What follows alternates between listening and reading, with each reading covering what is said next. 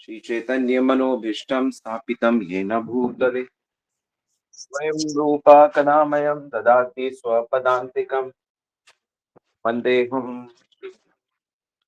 श्रीयुक्तपदकमलं श्रीगुरुं वैष्णवं श्रीरूपं समग्रजातं सगणरघुनाथं साग्रेतं सावधूतं परिजनसहितं कृष्ण चैतन्य देव श्री राधा कृष्ण पदान ललिता श्री विशाखा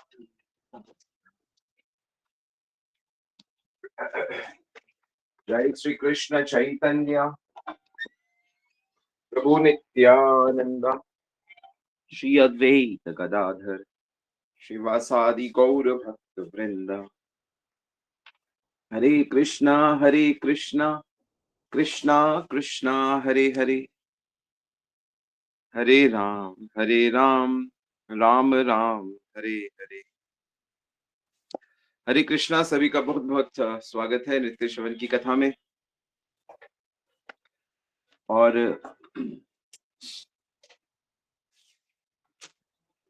सबको बहुत बहुत बधाई कि आप लोग नियमित रूप से भगवत श्रवण कर रहे हैं। शास्त्र कहते हैं कि जब बहुत बहुत भगवान की कृपा होती है तो भगवान की कथा सुनने का मन करता है। मुश्किल है कि हमें सुनना अच्छा ही नहीं लगता। सांसारिक चीजें सुनकर देखकर इतना मन में बस गई हैं कि कभी-कभी तो ऊब जाते हैं, लेकिन फिर वापस नए-नए अलंकार युक्त चीजें आ जाती हैं सामने और हम उसी में डूबे रहते हैं। तो भगवान की कथा में मन लगा रहे, इसके लिए हमें एक तो भगवान के भक्तों की बहुत इज्जत करनी चाहिए, बहुत रिस्पेक्ट करनी चाहिए।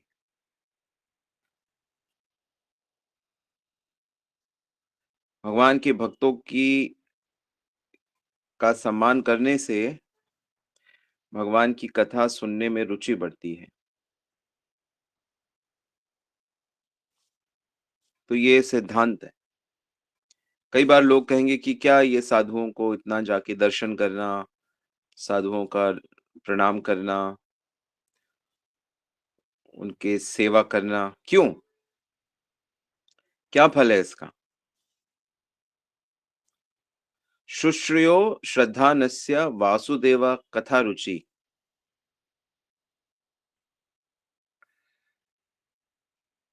तो भगवान के भक्तों की सेवा करने से भगवान की कथा सुनने में रुचि बढ़ती है, और भगवान की कथा सुनेंगे तो भगवान की लीलाओं में एक ऐसी ताकत होती है जो हमारे हृदय के रोगों को ठीक कर देगी।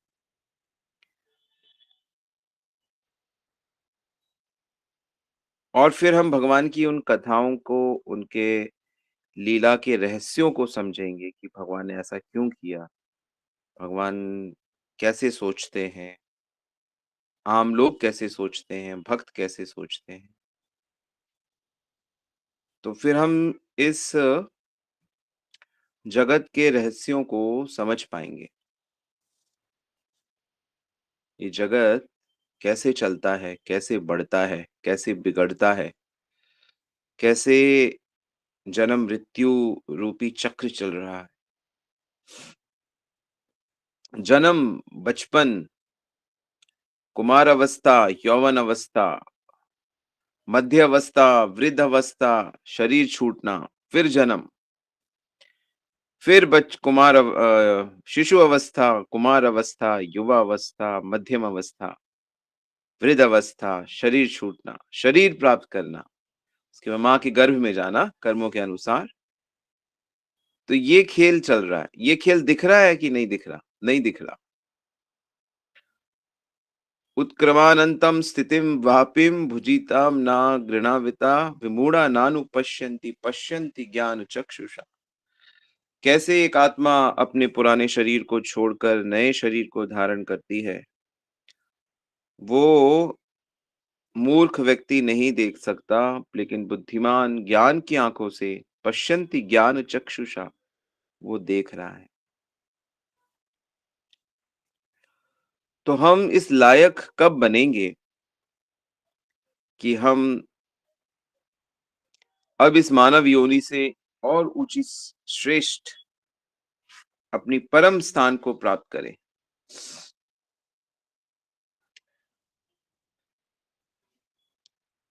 तो भगवान को प्राप्त करने के लिए जिस चीज़ की ज़रूरत है, वो है आतुरता। बहुत ज़्यादा उनको प्राप्त करने की लालसा। जैसे उदाहरण दिया जाता है कि जैसे अगर किसी व्यक्ति को पानी में डुबो दिया जाए, तो प्राणों के लिए जैसे वो छटपटाएगा, पानी के नीचे छटपटाएगा, जैसे किसी की साँस रोक दी जाए और वो साँस को पाने के लिए जैसे छटपटाएगा, ऐसी आतुरता चाहिए।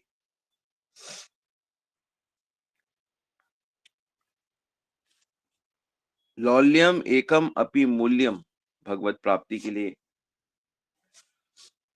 तो ये जो क्वालिटी है, यह कब आती है? जब हमारा मन, इंद्रियाँ, बुद्धि सब शुद्ध हो जाती है और हम भगवान के बारे में सुन-सुनकर हमारी चेतना ऐसी बन जाती है।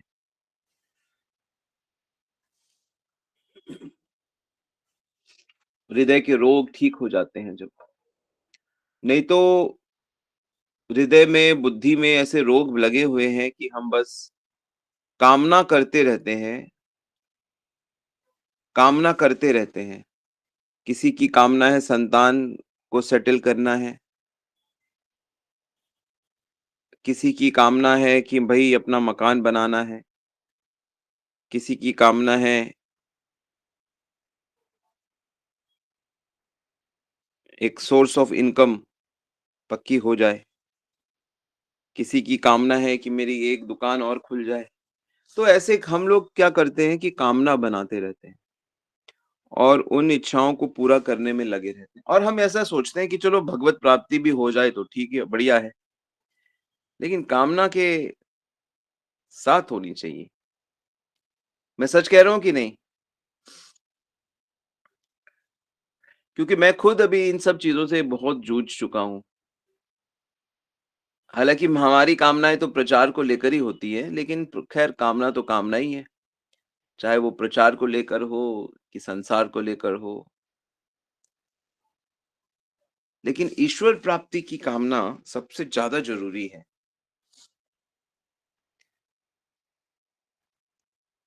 भगवत प्राप्ति अभी तक हुई नहीं, कैसे हम शांत बैठे?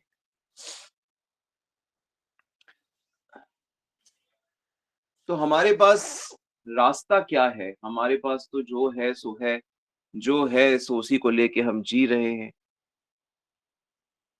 उसी को लेकर हम लोग जो भी कर रहे हैं दिन भर, रात भर। लेकिन अभी उसमें एक सच्चाई आनी चाहिए। सत्य मतलब उसमें भगवत प्राप्ति के रास्ते में हम अच्छे से बढ़ें, ये आवश्यक है। तो ये कैसे होता है कि जो मूल-मूल सिद्धांत भगवान ने गीता में, भागवत में डिस्कस किए हैं, आचार्यों ने उसे अपनी गीतों में, अपने ग्रंथों में लिखा है। हमें बस ये देखना है कि हम इनके अनुसार चल रहे हैं कि नहीं चल।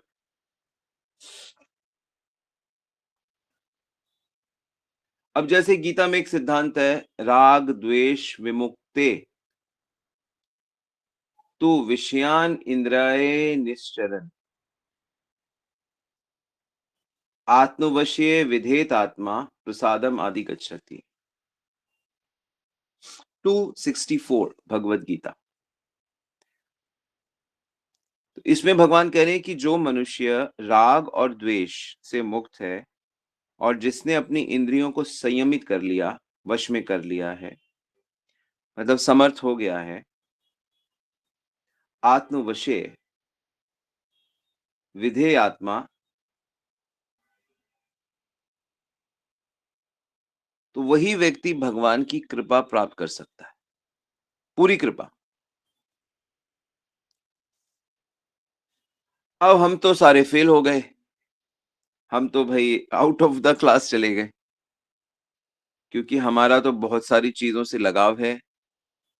भई मुझे तो अपनी घड़ी बड़ी पसंद है, किसी को अपने कपड़े पसंद हैं, किसी को अपने गहने, किसी को अपना मोबाइल, बहुत सी चीज़ों से राग है और बहुत सी चीज़ों से द्वेष भी है,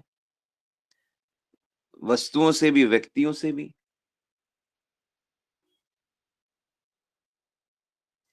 और विषयान इंद्रियाँ चरण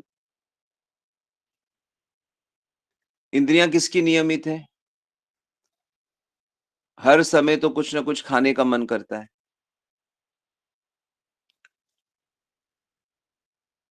आज ये खा ले, कल वो खा लेते हैं, कल ये कर लेते हैं। ऐसा है कि नहीं है? ऐसा भाव नहीं होता कि अरे भगवान आज क्या खिलाएँगे, आज राधा रानी क्या भेजेंगी, आज क्या?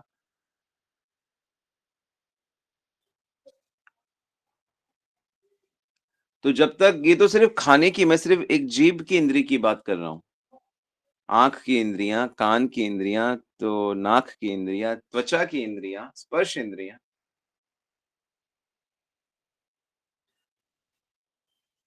और राग द्वेष तो इतना ज़्यादा है। उसी में फिर ये काम, क्रोध सब आ गए। आप बताइए, आप में से कितने लोग हैं जो अपनी इंद्रियों को कंट्रोल करने की कोशिश कर रहे हैं? हे इंद्री, तुम क्यों बार-बार सुंदरता देखना चाहती हो? क्यों तुम मोबाइल में, टीवी में, मैगज़ीन में ढूँढ रही हो? क्यों तुम नए-नए स्वाद क्यों लेना चाहती हो? कितने लोग हैं जो ये कोशिश कर रहे हैं कि हमें अपनी इंद्रियाँ संयमित करनी है, वाणी को संयमित करना है, मन को संयमित करना है, जनेंद्रियों को संयमित करना है। जो सेक्स डिज़ायर है, मैथुन की जो डिज़ायर है, कितनी प्रबल स्पर्श इंद्रिय का खेल है वो।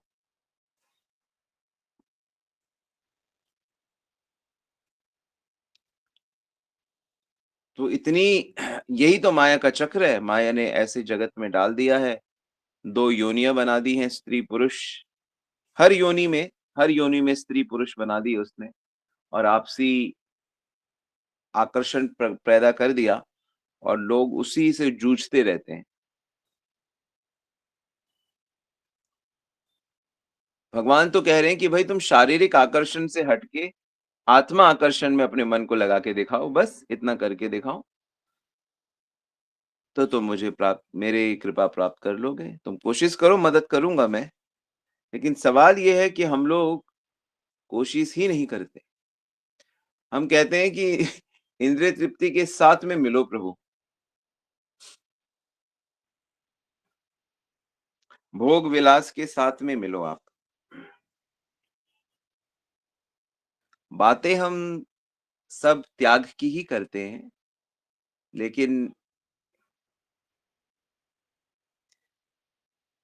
तो भगवान का जो भगवान की जो चीज़ें हैं, अब ज़रा ध्यान से सुनें। पहली चीज़ आपने सुन ली कि अपन को क्या करना है, इंद्रियाँ नियंत्रित करनी है, राग द्वेष से मुक्त होना है और भगवान ये कह रहे हैं कि शास्त्र ये कह रहे हैं कि जो भगवान की जो चीज़ें हैं, चाहे वो भगवान की सुंदरता हो, भगवान का स्वभाव हो, भगवान की वाणी हो, उनकी चाहे बंशी वादन हो, उनकी चाल-ढाल, उनकी उनकी चितवन हो, उनका जो कुछ भी भगवान से कनेक्टेड है या जो-जो वो करते हैं या उनके भक्त जो कुछ भी उनसे कनेक्टेड है, वो सब का सब दिव्य होता है और उनकी हर चीज़ में एक दिव्य रस होता है। तो जैसे ही किसी आत्मा को वो भगवान की वास्तविक दिव्यता प्राप्त होगी, तो वो तृप्त हो जाता है। प्रसादे सर्व दुखाना हानिरस्युपजायते। यानी जिसका कृष्ण के प्रति भाव उत्पन्न हो गया है, जो कृष्ण स्वाद लेने में सफल हुआ है, चाहे वो गुरु की कृपा से हो, वैष्णव की कृपा से हो, नाम की कृपा से हो, धाम की कृपा से हो, जैसे भी हो,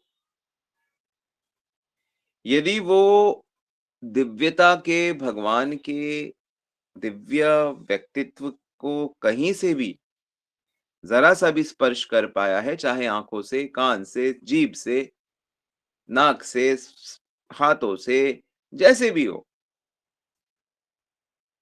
तो वो सभी दुखों को पार कर जाएगा। उसके सारे क्लेश, ताप, अविद्या सब नष्ट हो जाएगी, तुष्ट हो जाएगा। चेतसा प्रसन्ना चेतसा हयाशु। जल्दी ही उसका जो चेतना है वो बिल्कुल प्रसन्न चित्त हो जाएगा, माया के पार चला जाएगा। अब प्रश्न ये है कि वो भगवान की दिव्यता का अनुभव कैसे हो?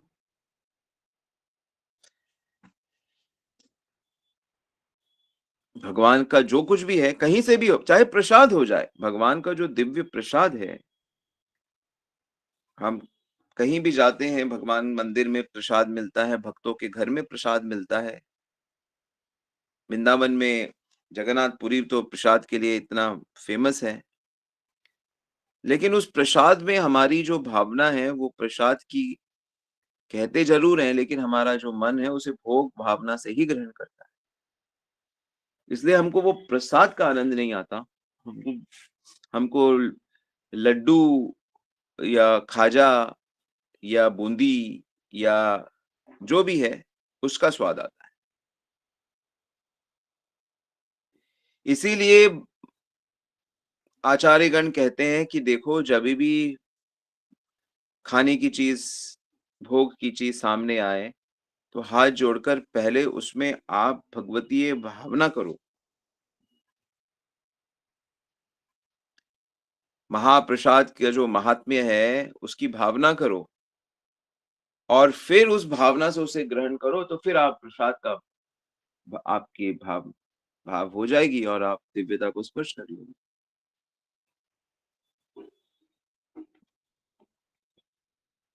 भगवान भाव से तो प्रसन्न होते हैं ना, भाव से तो मिलते हैं। भाव क्या है? इमोशन, भाव इंग्लिश में क्या है? इमोशन है।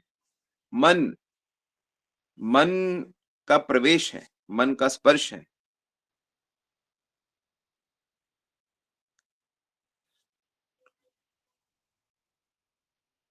तो कैसे भी करके उसको स्पर्श करना है।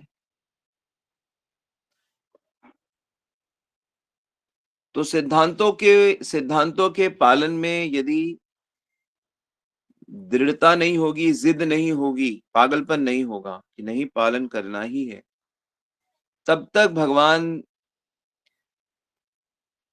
उसको ठीक नहीं कर देते। क्योंकि दिव्यता का दरवाज़ा तो वही खोलेंगे। हम भौतिक मन, इंद्रियाँ, भौतिक शरीर लेके भगवान की दिव्य पर्सनैलिटी को कैसे लेंगे? कर ही नहीं सकते। लिमिटेशन है ना मनुष्यों की, वैज्ञानिकों की यही तो लिमिटेशन है कि वैज्ञानिकों के पास सब कुछ भौतिक है और भगवान का सब कुछ दिव्य है। इसीलिए वो उसको मेटाफिज़िक्स बोलते हैं। हमारी फिज़िकल लॉज़ के बियॉन्ड है कोई शक्ति, जो सब करवा रही है। वो भगवान नहीं कहते, उसको मेटाफिज़िकल बोल देते हैं। इतनी सी तो बात है बस। गीता भागवत तो खुल्लम-खुल्ला कह रही है कि भई कन्हैया कर रहा है पीछे से सब कुछ, उसकी दिव्य व्यक्तित्व है उसका। वो मानव समाज में भी आके जब लीला करते हैं, तो उनका दिखते तो मानव समाज के जैसे ही दिखते हैं, शरीर भी, हाइट भी, लेकिन उसमें दिव्यता होती है। यहाँ का होते हुए भी वो होता दिव्य है। तो ये तो हम सबको पता ही है। इतना शास्त्र तो हमने पढ़ा है, इतना तो गुरुओं से सुना है।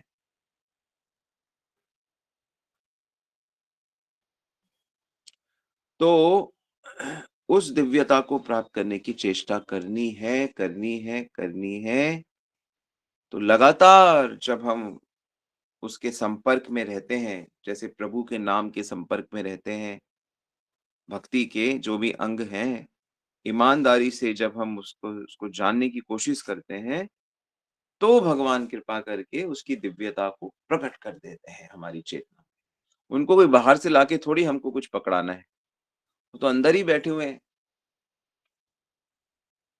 मुझे तो कभी-कभी ये जानकर बड़ा ही को मतलब बड़ा रोमांच होता है कि जिस कन्हैया को, जिस भगवान को हम ढूँढ रहे हैं, सारे ब्रह्मांड का जो स्वामी है,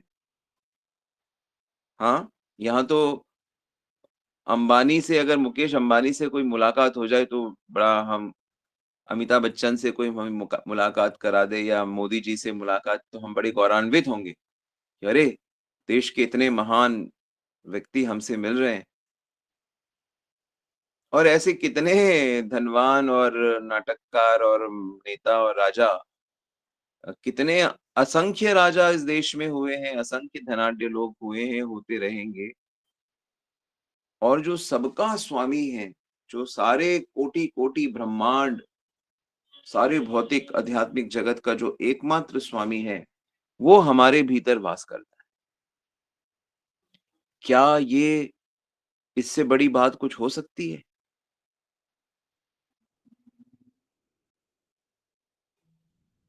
और वो हमारे भीतर सदा वास करता है, कभी नहीं छोड़ता हमें। किसी को नहीं छोड़ता, लेकिन हम तो अपनी बात करेंगे ना कि हम हमारे साथ क्या घटना घट रही है, तो हमारे तो साथ में रहता है, हमारे भीतर रहता है। अखंड अखंड ब्रह्मांड के स्वामी परम भगवान श्री कृष्ण हमारे भीतर वास करते हैं। अगर आपको इस बात पे कोई संशय है, तो आप भगवत गीता को देख लीजिए। कितने जगह पे भगवान ने इस बात को कहा है। सर्वस्य चाहं हृदि सन्निविष्टो मता स्मृति ज्ञानपोहनम च। मेरे ख्याल से 15वें अध्याय का 5वां श्लोक है। नहीं, कौन सा है ये?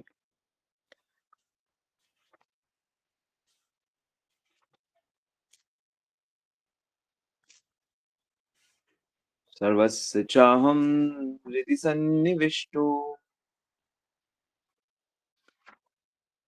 सबके हृदय में वास करता हूँ।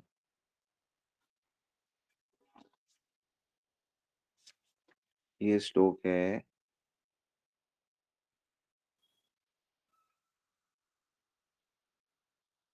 15वें अध्याय का 15 नंबर श्लोक।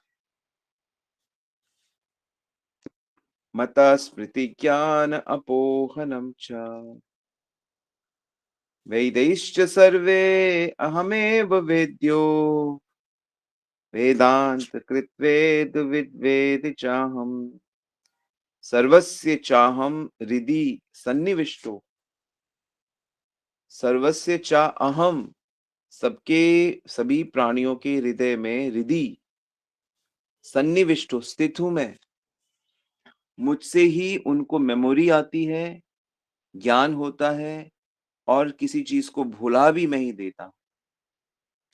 वेदेश्च सर्वे अहमेव वेद्यो वेदांत कृत्वेद विद्वेद चाहम। ये जो वेद मैंने दिए हैं, इनको इनको जानने वाला भी मैं हूँ, बताने वाला भी मैं हूँ, और इसके द्वारा प्राप्त होने वाला जो है लक्ष्य, वो भी मैं ही हूँ। वेदेश्च सर्वे अहमेव वेदों के द्वारा मुझे ही वेद्यो, मैं ही जानने योग्य हूँ। तो मैं सबके भीतर में ही रहता हूँ। तो कितनी बड़ी बात है ये कि अरे हमें कहीं जाना नहीं, हम कहीं भी जाएँगे, अगर मान लो हम बिछड़ गए और जंगल में अकेले फँस गए, या किसी कुएँ में गिर गए, या किसी नदी में डूब रहे हैं, तो भी हम भगवान के साथ ही हैं। वो अंदर बांसुरी लेके बैठा हुआ है। पर चूंकि भक्ति नहीं करते, क्योंकि मन को उसकी तरफ नहीं लेके जा रहे, इसलिए उसकी बंसी हमें सुनाई नहीं देती, उसकी उसका स्पर्श हमें महसूस नहीं होता, उनके दर्शन आंखें उनका दर्शन नहीं कर सकती, मन उनसे दोस्ती नहीं कर पाता, उनके साथ संबंध नहीं रहता। हमको तो पता है ये सब बातें, हम सनातन धर्म का पालन करने वाले गीता को कोई 2 दिन भी पढ़ ले, तो उसको ये बात पता लग जाएगी। ये तो बिल्कुल इस पे तो बहुत ज़्यादा विचार-विमर्श और इसकी प्राप्ति होनी चाहिए जल्दी से जल्दी। तो ब्रह्मा जी ये भी कहते हैं कि भाई ठीक है, भगवान हृदय में है, लेकिन वो प्रेम से प्राप्त होता है। प्रेमाञ्जन चुरित भक्ति विलोचनेन संता सदैव हृदयेषु विलोकयन्ति। कि जो प्रेम रूपी जिसने प्रेम प्राप्त किया है भगवान के प्रति, यानी जिसने अपने मन को शुद्ध कर लिया है, जिसने भगवान को इतना चाहा है, उनसे मिलने की चाह, उनसे देखने की चाह, इस चाहत से ही तो वो हृदय में आ जाता है। चाहना यानी कि ध्यान लगाना होता है। जैसे हम लोग समाज में तो एक-दूसरे को चाहते ही हैं, लेकिन हमारी जो समाज में जो हमारी चाहत होती है, किसी पुरुष के प्रति, स्त्री के प्रति, वो भौतिक चाह होती है। वो हमारी चाह उसकी आत्मा को लेके नहीं होती। वो हमारी चाह उसके रूप-रंग को लेके होती है, या उसके धन-वैभव को लेके होती है, या उसका हमारे साथ शारीरिक कोई रिश्ता है इसलिए होती है।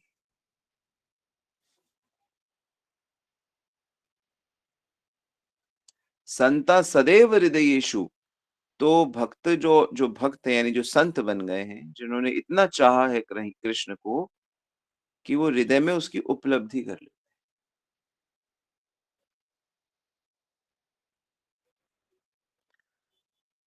तो सिद्धांतों को, जो इंस्ट्रूमेंट्स हमको मिले हैं भक्ति के, जिनके माध्यम से हम भगवान को चाह लेंगे तो पा लेंगे। तो क्या इंस्ट्रूमेंट्स हमको प्राप्त हुए हैं भगवत प्राप्ति के लिए? आप ही बताइए, मैसेज में बताइए, क्या इंस्ट्रूमेंट्स प्राप्त हुए हैं भगवत प्राप्ति के लिए?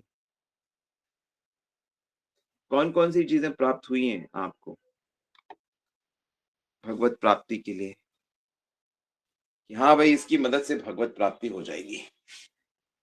मैसेज में देखता हूँ। लिखो तो ज़रा आप लोग। देखता हूँ आप ठीक से लिखते हो या गलत तरीके से लिखते हो।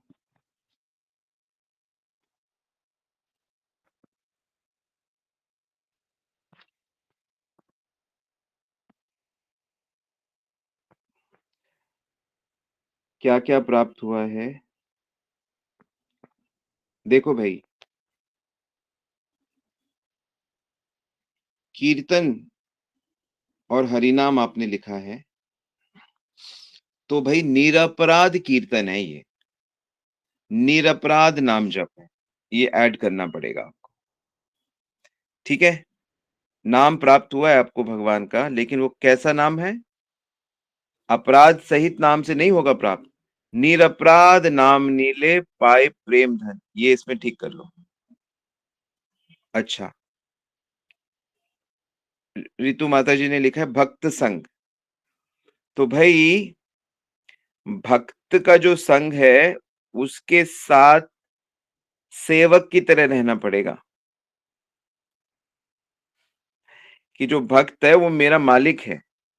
तो भक्त संग ऐसे होगा कि, और वो भी कौन-सा भक्त? जो बुराई नहीं करता किसी की। तो जो भक्त बुराई, निंदा अपि शून्यम इति भक्त संग लब्ध्वा।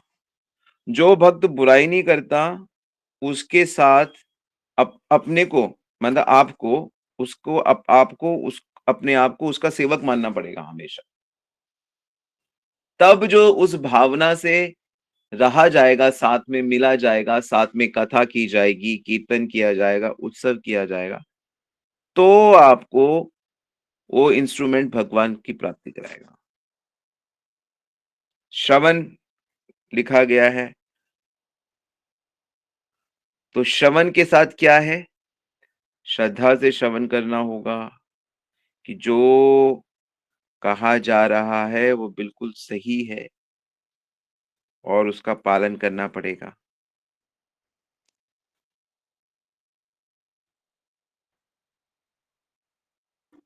गुरु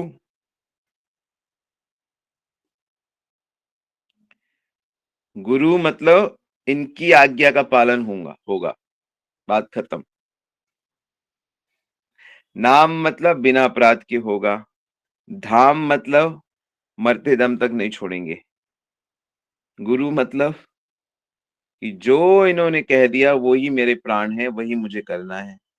ग्रंथ मतलब जो इसमें कहा गया है वो सत्य है और उसका मुझे पालन करना है।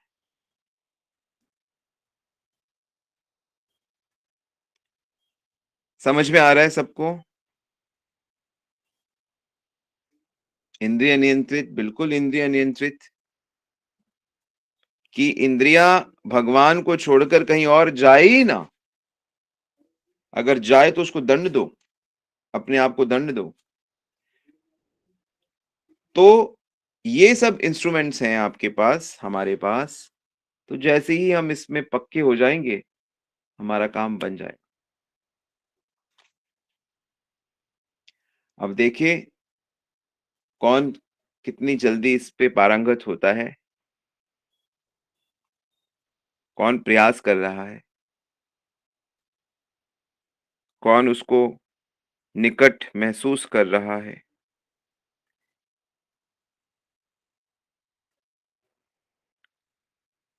आशा उन्हीं से है, जब वो यहाँ तक लाए हैं तो वो आगे भी ले जाएंगे।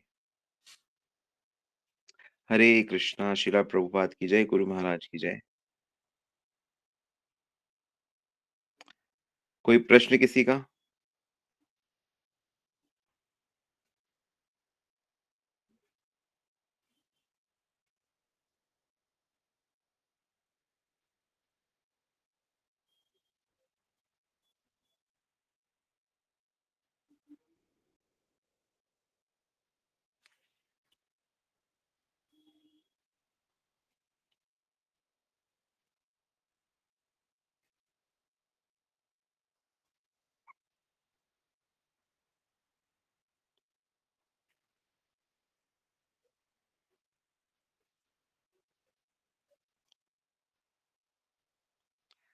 ओके, कोई प्रश्न नहीं तो हम लोग रुक सकते हैं यहाँ पे।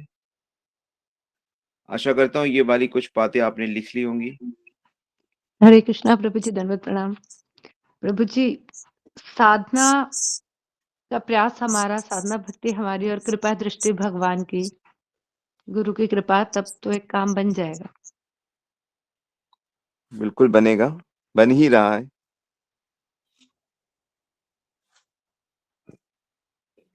सततम कीर्तयन्तो माम ययन्तश्च दृढ़वता कथयन्तिश्च माम नित्या तुष्यन्ति च रमन्ति च।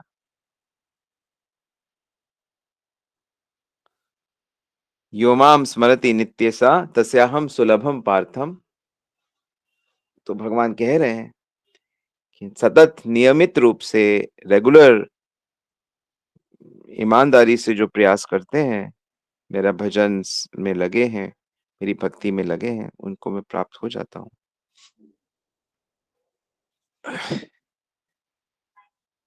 बिल्कुल प्राप्त। प्रश्न है सच्चे भक्त को कैसे पहचाने करे, क्योंकि आप बोल रहे हैं कि वो भक्त का हमें दास बनना है। भाई देखो, सच्चे भक्त में जो पहली क्वालिटी होती है कि वो अंदर उसके माया नहीं होती, वो भोगी नहीं होता है।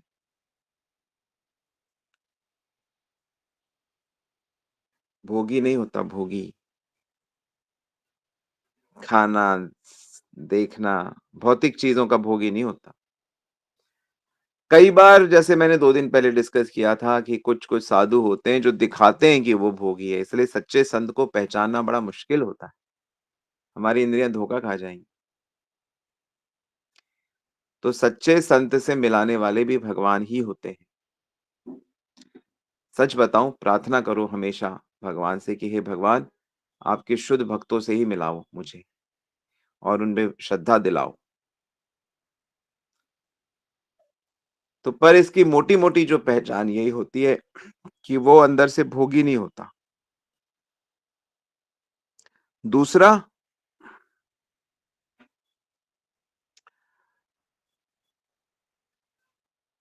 भगवत क्रियाओं से ऊबता नहीं है कभी। श्रवण हो, कीर्तन हो, स्मरण हो, इतना ज़्यादा होता है कि उसके रोंगटे खड़े हो जाते हैं, कंपन होने लगता है, आँसू गिरने लगते हैं। बाहर के भी चिन्ह होते हैं। अंदर से इंद्रिय विषयों के प्रति लगाव नहीं होता और बाहर से वो एब्ज़ॉर्प्शन होती है। बाहर-अंदर दोनों से भगवत विषयों में, तब पता लगता है। और एकदम से नहीं पता लगेगा कि चलो आज गए एक साधु से मिले, अरे! ये तो बड़े महान हैं, अरे! ये तो वैसे ही हैं, ऐसे नहीं पता लगता। लंबा संग करना पड़ता है। काफ़ी समय उनके संग बिताने से फिर धीरे-धीरे पता लगता है, हाँ, सच्चे साधक हैं, ईमानदार हैं, क्योंकि बहुत सारी शेड्स होती हैं लाइफ़ की। और कई बार कई साधु तो ऐसा व्यवहार करते हैं कि लगता है कि ये तो पाखंडी है, गाली दे देंगे कुछ, कहेंगे अरे! ये तो गाली दे। तो वैष्णवों को पहचानना इतना आसान भी नहीं होता है। लेकिन अगर हमारी भावना अच्छी है कि नहीं, हमको सच्चे संत मिलने चाहिए, सच्चे भक्तों का संग मिलना चाहिए हमें, तो भगवान से प्रार्थना करोगे ना तो वो करेंगे कमाल, जादू। भगवान की कृपा से भक्त मिलते हैं। फिर भक्तों की कृपा से भक्ति की जाती है और भगवत प्राप्ति होती है। ठीक है?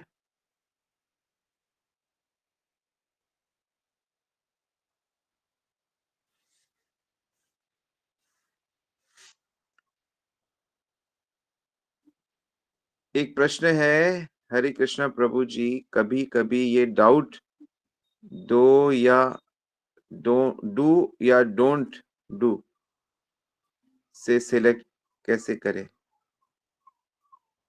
क्या करना है, क्या नहीं करना, तो बड़ा सरल है। देखो भाई, शास्त्रों का ज्ञान ज़रूरी है, भगवत गीता फंडामेंटल है। आपकी एक्टिविटीज़ गीता के अनुसार अगर हैं, यानी कि भगवान के अनुसार, तो आप सफल हो जाओगे हर क्षेत्र में। और इतना भी गीता पढ़ा नहीं, ये नहीं, तो आपके जीवन में, जैसे मैं बच्चों के लिए कहता हूँ, चाहे आप स्कूल में हो, चाहे कॉलेज में हो, आपके जीवन में 3 शिक्षक होने चाहिए। एक तो माता-पिता, दूसरे जो स्कूल में हैं या ऑफ़िस में हैं, आपके बॉस या आपके टीचर, और तीसरे आपके गुरु। तो जहाँ पे हो, वहाँ पे इनकी आज्ञा में रहो। डू क्या, डोंट क्या, उनसे पूछ लो। और उनकी आज्ञा पे विश्वास होना चाहिए कि वो कहेंगे हम करेंगे। बस लाइफ़ बहुत सिंपल है। अगर ये रूल फ़ॉलो किया जाए, तो आपकी लाइफ़ परफ़ेक्ट हो जाएगी। लेकिन आप इनकी माता-पिता की बात नहीं मानते, शिक्षक की बात नहीं मानते, ऑफ़िस में बॉस की बात नहीं मानते, गुरु की बात नहीं मानते, गुरु है ही नहीं जीवन में, तो बात क्या माने? चाहा नहीं भगवान हमारे जीवन में कोई सच्चा गुरु हो, सच्चा साधु हो, तो उनकी बात मान, तो जीवन सफल हो जाता है, क्योंकि वो ये सब आपका कल्याण चाहते हैं। मन है जो आपका कल्याण नहीं चाहता है, लेकिन आप मन को ही गुरु मानते हो। मन आपको कभी इधर, कभी उधर दौड़ाता रहता है, कब्ज़ा कर रखा है उसने। तो पहले इसे ठीक करो। पहले अपने माता-पिता को भगवान समझ के, लक्ष्मी नारायण या शिव पार्वती, अपने जो अगर स्कूल कॉलेज में पढ़ते हो तो जो भी शिक्षक आपके हैं, उनको भगवान का स्वरूप, देवता समझ के उनकी आज्ञा का पालन करो, हर आज्ञा का। और जो आध्यात्मिक गुरु अगर जीवन में नहीं है, तो प्रार्थना करो कि आपके जीवन में आएँ और अपने उन शिक्षक के आज्ञा का पालन करो, तो आप सबका जीवन सुंदर हो जाएगा। ठीक है? अपने आप निर्णय लेने से बात नहीं बनेगी, अभी अभी उतनी बुद्धि नहीं है, अभी उतनी जल्दी बुद्धि नहीं आएगी, नहीं तो सारे ही तुर्रम-खा हो जाते, सारे ही। पर क्योंकि अगर आप ये फ़ॉर्मूला अपना लो, 3 का फ़ॉर्मूला, तो आपका लाइफ़ परफेक्ट हो जाएगा। हरि बोल। हरे कृष्ण प्रभु जी। हरि बोल। हाँ प्रभु जी, मेरे को पूछना था, अगर हमारे जीवन में पहले गुरु हैं तो क्या हमें दूसरा गुरु धारण करना चाहिए?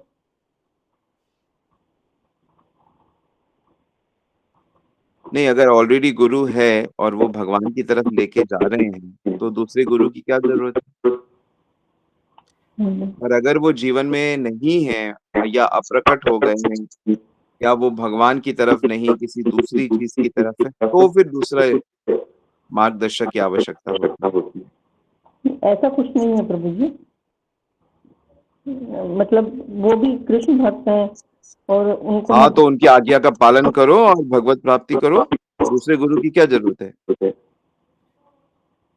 ठीक है प्रभु जी।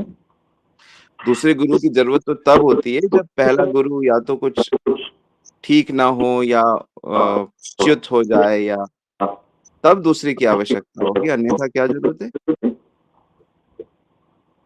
ठीक है प्रभु जी। ठीक है? हाँ जी, ठीक है। ठीक है प्रभु जी।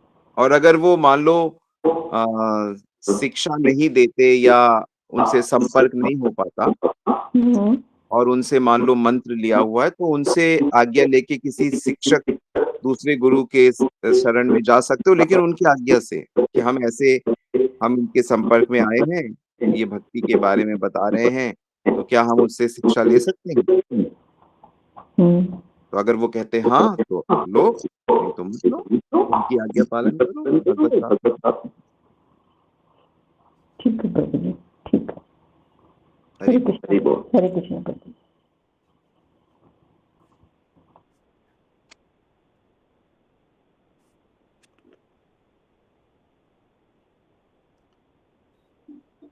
ऑल राइट, तो हम लोग यहीं रुकते हैं। वांछा कल्पितरुभ्यश्च कृपा सिंधुभ्येव च पतितनां पावनेभ्यो। जगत गुरु श्री प्रभुपाद की जय, श्री गुरु महाराज की जय।